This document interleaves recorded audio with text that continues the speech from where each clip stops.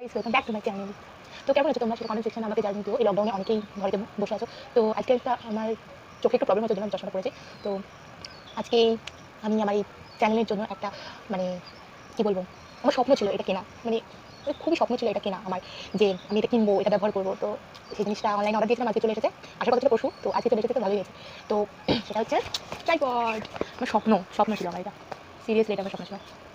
তো চলো এটাকে খুলি দেখি। ভিডিও করার জন্য এটাকে খুলিও নি যে ভিডিও করবো। তো চলো।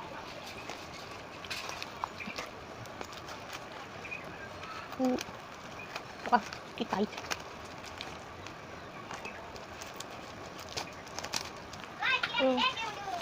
কিছু মনে করো না, রাস্তার ধারে শুটিংটা হচ্ছে।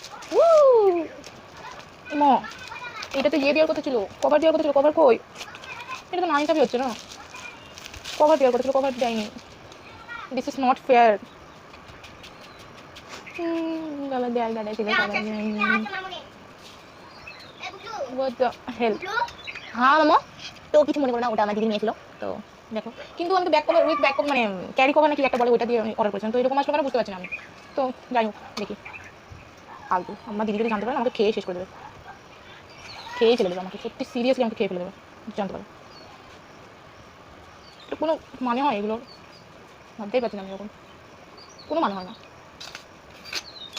তো অনেক বড়,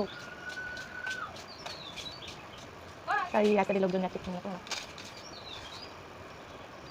আমার দিদি গেল, ওটা দিদি যদি জানতে পারে না, মেরেই ফেলে দেবে। তো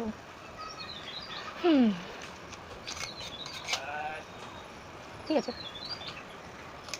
তো দেখলে আমার টাইপ তোমার জান, এটা সিরিয়াসলি জান,